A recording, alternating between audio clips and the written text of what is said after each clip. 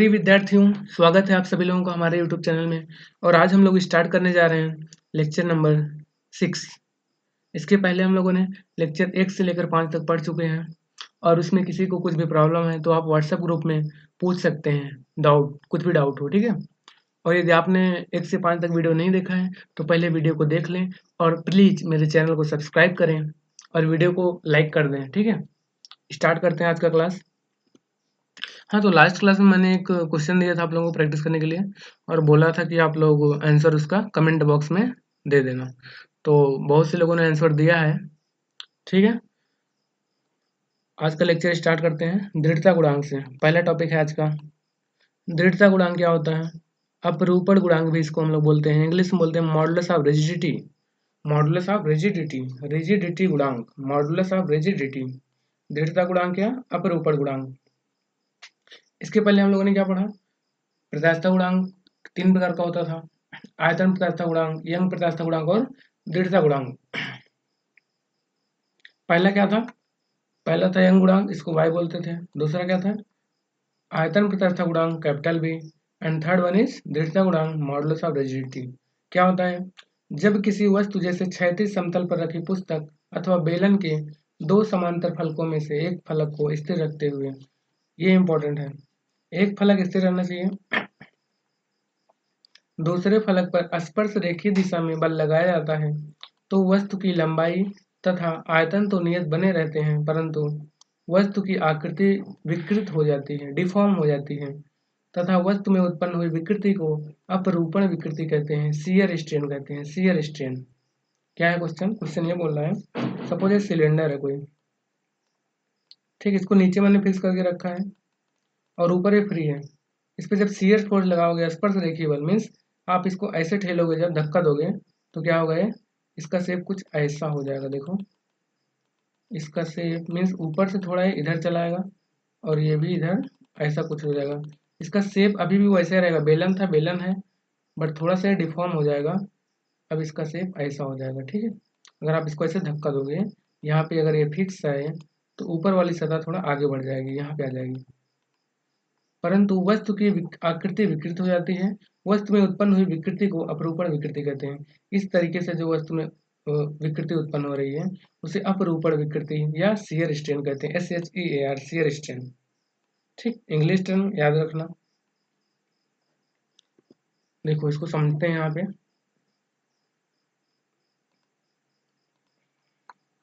अपरूपण विकृति की माप दो विपरीत फलकों के आपेक्षिक विस्थापन डेल्टा एक्स तथा उन फलकों के बीच की लंबिक दूरी L के अनुपात के बराबर होती है। तो जैसे कि विकृति है, अपरूपण विकृति भी एक तरीके से विकृति है। इसको हम लोग डिफाइन कैसे करेंगे? अगर वैसा कोई विकृति होता है तो हम लोग बताते हैं change in length by original length, means लंबाई में परिवर्तन बटे प्रारंभिक लंबाई। ऐसे यहाँ पे देखो, अगर ये सिलेंडर है, पहले ऐसा था, बाद में जब इसको यहाँ से मैंने F फोर्स लगाया, F फोर्स लगा कर ठेला, इसको जब धक्का दिया तो ये शेप ऐसा हो जा रहा है, ठीक है। स्पर्श रेखीय बल देखो, यहाँ पे स्पर्श रेखीय बल अगर मैं खींचा तो ऐसा शेप हो गया, पहले ऐसा था अब ऐसा हो गया। तो कितना डिफॉर्म हुआ? ये डेल्टा एक्स चेंज हुआ ना, लेंथ, प्रारंभिक पोजीशन से अंतिम पोजीशन में कितना बदला हुआ? Delta x. और विथ रिस्पेक्ट टू प्रारंभिक, पहले एल था, तो डेल्टा एक्स बाई एल जो होगा उसी को हम लोग बोलते हैं अपरूपण विकृति। डेल्टा एक्स बाई एल क्या होता है? अपरूपण विकृति। डेल्टा एक्स और ये एल था ना, तो डेल्टा एक्स बाई एल अपरूपण विकृति।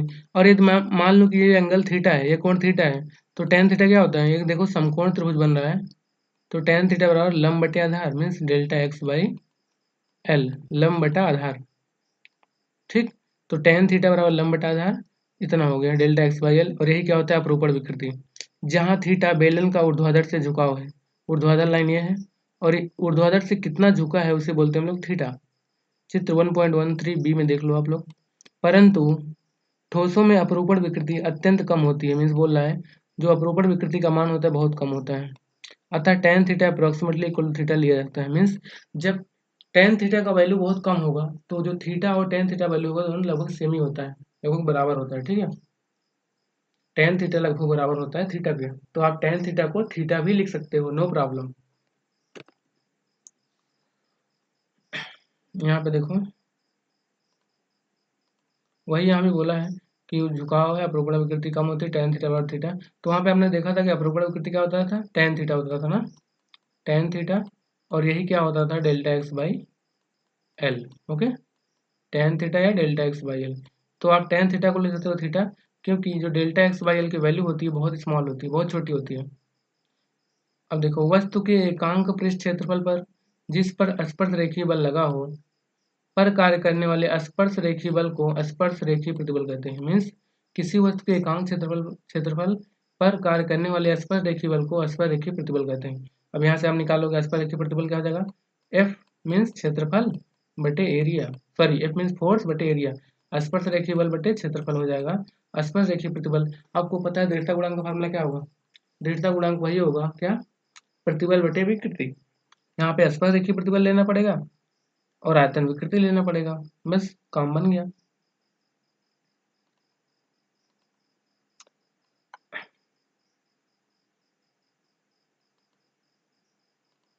देखो स्पर्श रेखीय प्रतिबल क्या होगा, यदि बेलन का अनुप्रस्थ परिच्छेद क्षेत्रफल कैपिटल ए है तथा इस पर लगाया गया स्पर्श रेखीय बल कैपिटल एफ है, तो स्पर्श रेखीय प्रतिबल होता है एफ बाई ए। प्रतिबल बराबर क्या होता है, बल बटा क्षेत्रफल, एफ बाई ए। लघु विकृति के लिए वस्तु के स्पर्श रेखीय प्रतिबल तथा अपरूपण विकृति के अनुपात को वस्तु के पदार्थ का दृढ़ता गुणांक कहते हैं तथा इसे ईटा, ग्रीक अक्षर ईटा से प्रदर्शित किया जाता है। दृढ़ता गुणांक क्या होता है, ईटा।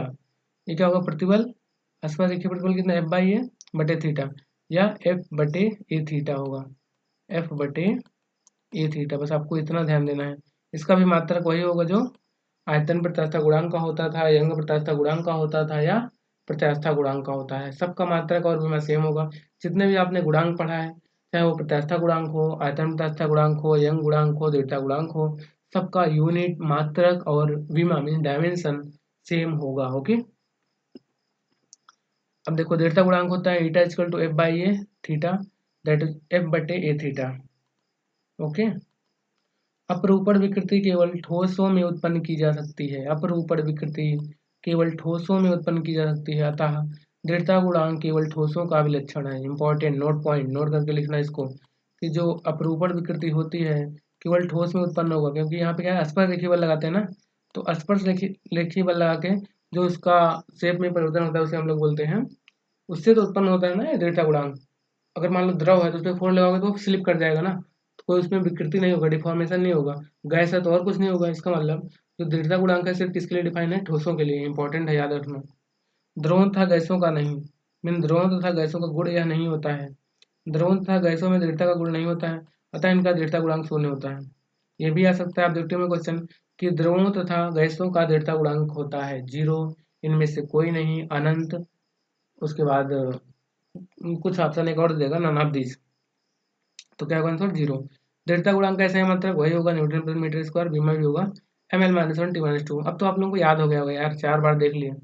मात्रक न्यूटन प्रति मीटर स्क्वायर, विमा ml-1 t-2, ml-1 अभी का अभी याद कर लो यार इसको, काहे का परेशान हो रहे हो। ml-1 t-2, ml-1 t-2 Newton प्रति मीटर स्क्वायर। देखो यहाँ पे 3 लेटर है, 3 अक्षर है, तो इसका योग भी कितना होगा, 3 होगा, माइनस साइन के साथ, 2 1 3। याद करने का ट्रिक है, कोई लॉजिक नहीं है ऐसा कुछ, मुझे याद करने के लिए बता रहा हूँ। ml-1 t-2 एग्जाम में डायरेक्ट क्वेश्चन आ जाएगा कि कोई भी गुणांक दे देगा, इसका विमा लिखो। अगर आपको याद है बस टिक लगा दोगे 10 सेकंड में मार्क्स मिल जाएगा। 1 नंबर का क्वेश्चन आएगा, मिल जाएगा आपको। अगर मान लो 2 नंबर का आ रहा है तो पूरा डिराइव कर देना, उसका पूरा यूनिट लिखना, फिर न्यूटन को लिखना, f equal to m a kilogram metre per second square, वहां से पूरा सॉल्व करना, then you will get this one. Okay, let's proceed with example. एक काफ़ी अच्छा एग्जाम्पल है, एग्जाम्पल की अंडरस्टैंडिंग बहुत ज़रूरी है। पहले मैं एग्जाम्पल को समझाऊंगा, उसके बाद आप लोग क्वेश्चन को ट्राई करना, देन वीडियो को आगे देखना, ठीक है। एक बार ट्राई कर लेना तभी वीडियो देखना आगे। एल्यूमिनियम के किसी घन के किनारे 10 सेंटीमीटर लंबे हैं, इसका मतलब कोई एल्यूमिनियम का क्यूब है, क्यूब मीन्स घन, मीन्स ऐसा आकृति जिसकी सभी भुजाएं बराबर होगी। तो घन में बना दिया, ऐसे कुछ होगा। डायग्राम शायद सही से देखे, अच्छा नहीं लग रहा है, ठीक है, फिर भी ये घन है, इसकी सभी भुजाएं कितना है, 10 सेंटीमीटर। मान लो इसकी भुजा ये है, तो ए बराबर कितना दिया हुआ है, 10 सेंटीमीटर। ओके, इसकी एक फलक किसी ऊर्ध्वाधर दीवार से कसकर जुड़ी हुई है। मीन्स मैं मान लेता हूँ कि ये वाला जो फलक है ये फिक्स है किसी दीवार के साथ। ठीक, यहाँ पे फिक्स है। ओके, ये पूरा फिक्स है।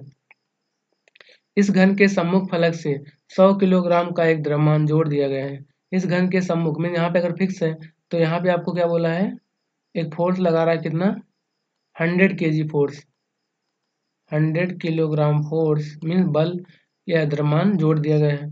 एल्यूमिनियम का अपरूपण गुणांक दृढ़ता गुणांक दिया हुआ है। मीन्स दृढ़ता गुणांक का क्या होता है, दृढ़ता गुणांक आपको दिया हुआ है ना, दृढ़ता गुणांक कितना है, ईटा ना, दृढ़ता गुणांक ईटा होता है, ईटा दिया हुआ है। इस फलक का ऊर्ध्वाधर विस्थापन कितना होगा, मीन्स जब आप फोर्स लगाओगे तो ये ऐसा कुछ डिफॉर्म होगा, ये ऐसा था तो अब ऐसा हो जाएगा। ठीक, और ये वाला सतह जो है थोड़ा सा नीचे आ जाएगा, ऐसा कुछ समझ में आ रहा है। मीन्स जो पहले ये स्ट्रेट था इतना हो जाएगा। तो ये यही जो डिफॉर्म हुआ है डेल्टा एक्स, इसे आप बोलोगे, यही निकालना है आपको ना। इस फलक का ऊर्ध्वाधर विस्थापन कितना होगा, तो बहुत आसान है, क्योंकि आपको ईटा का फार्मूला पता है। ईटा क्या होता है, एफ बटे ए मीन्स स्पर्श रेखीय प्रतिबल और अपरूपण विकृति थीटा। आपको एफ पता है, 100 केजी दिया हुआ है ना, F equal to M into G, ये एम दिया है 100 केजी, एफ निकल जाएगा, एरिया कितना है इसका, एरिया निकाल लोगे, क्षेत्रफल कितना होगा, भुजा स्क्वायर ना, ये देखो एक वर्गाकार फेस बन रहा है ना, तो इसका क्षेत्रफल भुजा स्क्वायर मीन्स 10 स्क्वायर इसका एरिया हो जाएगा। और ईटा तो दिया हुआ है तो यहाँ से आप थीटा निकल जाएगा।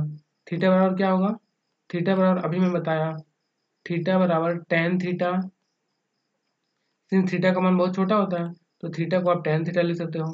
और टेन थीटा क्या होगा, इस समकोण त्रिभुज में देखो, ये एक समकोण त्रिभुज का फॉर्मेशन हो रहा है। थोड़ा मैं कलर चेंज करता हूँ यार, इसी में सब मिक्स हो जा रहा है, समझ में नहीं आएगा आपको। देखो ये बन रहा है समकोण त्रिभुज, इसको आप ध्यान से देखो, और ये क्या है ए, और ये क्या है डेल्टा एक्स, ये वाला एंगल है थीटा, तो ten theta equal to delta x by A. इसको अगर मैं एल बोलता तो delta x by L, suppose L ही है, मान लेते हैं भुजा एल है, ठीक है, तो एल बराबर 10 हो जाएगा, तो ten theta equal to delta x by l, theta equal to, theta यहाँ से निकाल लिए थे, एल पता है, तो यहाँ से यदि आप यूनिट वगैरह सब कुछ सही करोगे तो आपका आंसर मिल जाएगा। ठीक है, तो इसको एक बार आप ट्राई करिए, खुद से हिंट मैं आपको दे दिया हूँ, बस आपको क्या करना है, वैल्यू रखना है और सॉल्व करना है। आप एक बार ट्राई करो, मैं इसके बाद सोल्यूशन बताता हूँ। यदि आप ट्राई करोगे तो इसका फ़ायदा मिलेगा, क्योंकि आप कुछ गलती करोगे, गलती सीखने को मिलेगा। ठीक है, इसीलिए मैं बोलता हूँ ट्राई करो, वरना मैं सोल्यूशन डायरेक्ट बता सकता हूँ आपको, बट उसका कुछ फ़ायदा नहीं होगा। देखो मैंने इसको बना के रखा है यहाँ पे सोल्यूशन आप लोगों के लिए।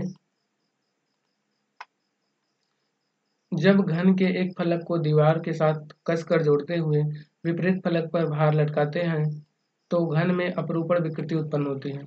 अपरूपण क्यों, क्योंकि सपोज ये वाला फिक्स है, देखो जो ये वाला देखो दीवार है ना, ये ईंट का दीवार दिख रहा है, ये दीवार से फिक्स है, इधर देखो ये वाला, और यहाँ पे जो फोर्स लगा रहे हैं तो ये वाला क्या हुआ, ये वाला पॉइंट नीचे आ गया, ये पॉइंट यहाँ आ गया, ऊर्ध्वाधर विस्थापन हो रहा है डेल्टा एक्स, इसको मैं बोलता हूँ डेल्टा एक्स।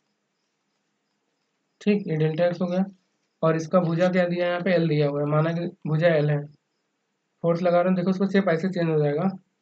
तो इस तरह से जो जो चेंज होता है, ये क्या है, इस सतह के स्पर्श रेखीय है, तो स्पर्श रेखीय बल के कारण इसका चेंज हो रहा है, इसलिए इसको हम लोग स्पर्श रेखीय प्रतिबल कहते हैं।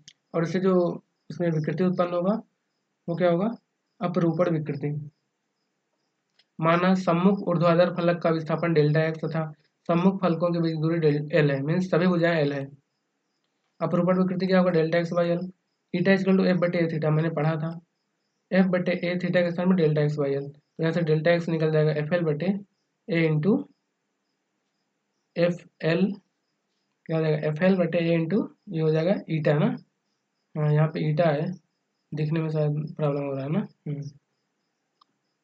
आगे देखो इसका यहाँ पे सोल्यूशन हो जाएगा, ईटा वैल्यू दिया हुआ 25 10 पावर 9, ए दिया हुआ 10 सेंटीमीटर 10 सेंटीमीटर, क्योंकि दोनों भुजाएं 10 है ना, तो भुजा स्क्वायर फार्मूला होता है, और एफ का वैल्यू केजी में था तो 9.8 से मल्टीप्लाई करो न्यूटन हो जाएगा, एल 10 सेंटीमीटर मीन्स 0.1 मीटर, सब वैल्यू एमकेएस में हो गया।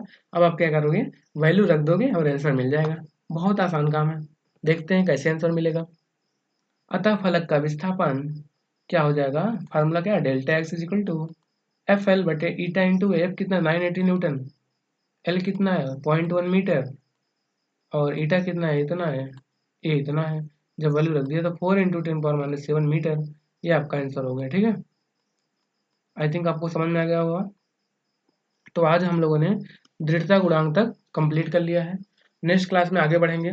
दोस्तों यदि वीडियो आपको अच्छा लगता है तो प्लीज़ चैनल को सब्सक्राइब कीजिए और वीडियो को लाइक कीजिए, अपने दोस्तों के साथ भी शेयर कीजिए जिससे कि उनको भी इसका फ़ायदा मिल सके। और मैंने क्लास 12th के लिए भी बैच स्टार्ट कर दिया है, तो आप लोगों के लिए बहुत बड़ी खुशखबरी है कि नेक्स्ट ईयर आप लोगों के लिए फ़ायदा होने वाला है। अभी यदि आपका कोई दोस्त हो, कोई भाई बहन कोई भी हो, उसको आप बताइए कि 12th का भी यहाँ पे क्लास स्टार्ट हो गया, उसको भी वीडियो दीजिए, शेयर कीजिए, सब्सक्राइब करवाइए। Thank you for watching, bye bye, मिलते हैं नेक्स्ट क्लास में, तब के लिए टाटा।